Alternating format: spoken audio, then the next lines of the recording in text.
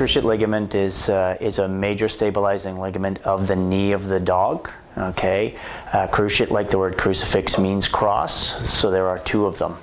So this is the upper leg bone, the femur. There's the tibia, the shin bone, and there's the kneecap. Head of the dog is facing this way, tail facing this way. So cruciate like crucifix, there they are. They're named by where they join the lower bone. So this would be in the dog cranial, and this is caudal. In humans, the words are anterior and posterior, often hence the term ACL in the dog, anterior cruciate ligament. Okay, so anterior is this one here.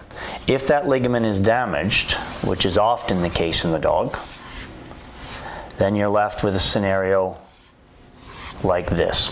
And because the front of the ligament and the back of the ligament are joined, what that allows us to do now is to push the lower bone forward in this manner. This movement leads to instability in the knee of the dog and will ultimately lead to deterioration. Okay? This movement is referred to as a positive drawer.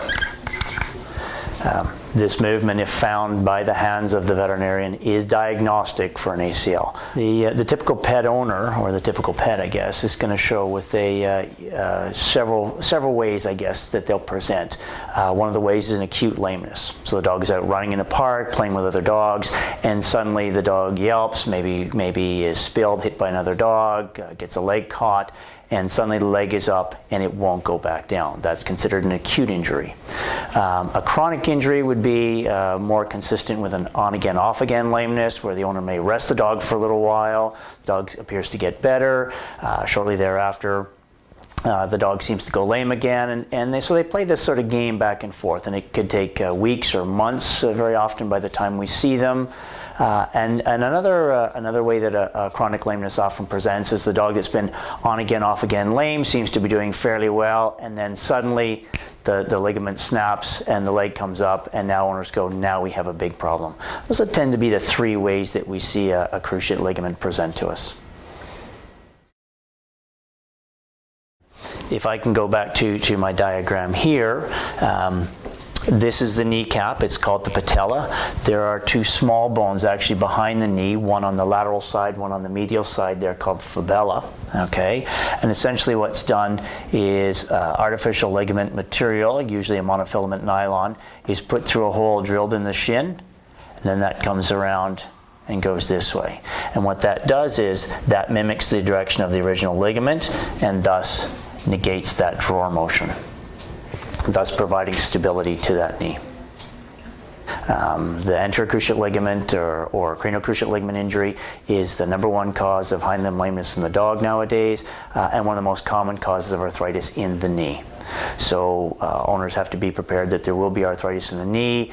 Surgery, the purpose of surgery is to reduce that rate of arthritis formation, to enhance function, speed the rate of recovery. Okay, standard data for this says that an uncomplicated ACL minimal change success rate is about 90 to 95% on an uncomplicated ACL. With meniscal injury, it will drop more. They will have more arthritis. People have to take that into account.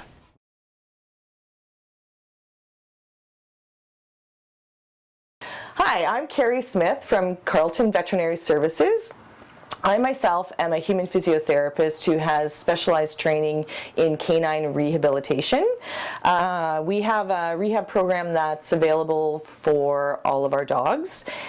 We focus on ACL reconstruction repairs, and part of the surgical package that we offer at the clinic involves rehabilitation, and that would include laser treatment for the dogs post-op, as well as 4 treatments with an animal rehab therapist. We give some early range of motion exercises, some ideas on icing, how to care for the wounds, that type of thing. They're always going to go home with some medication. Once they're ready for rehab, which is about around the first week, about 5 to 7 days afterwards, they would be ready to come in for their first rehab appointment. They've had enough time for some healing to occur. They're feeling a bit more comfortable. What we know from all the literature is that early weight bearing and early mobility exercises improve healing. after we start the early loading exercises, and then by about week 2, the staples would be coming out, and we would start using an electrical muscle stimulator on the leg. Yeah, it's good, eh, bud? And they go home with this and use this once a day at night, usually when the dog's a little bit more relaxed, so they're not kind of going crazy. After a couple weeks, when the scab is completely healed over, then they are ready to start their hydrotherapy, or inside in using the underwater treadmill. And every time they go into the treadmill, they go a little longer and usually a little bit faster. So we start with about 5 minutes, just because the dogs need to get used to the actual sound of the machine and the feeling of the treadmill, because that's not normal for a dog to be on a treadmill. Usually takes them 1 or 2 sessions in the treadmill just to kind of get used to it, and then they're good to go. So they can go work up to about a 20-minute underwater treadmill workout. They see me 4 times, so I see them sort of between week 1 and week 2, week 4 and week 5, week 6 and week 8, and then around week 12. The whole treatment session would take about 12 weeks.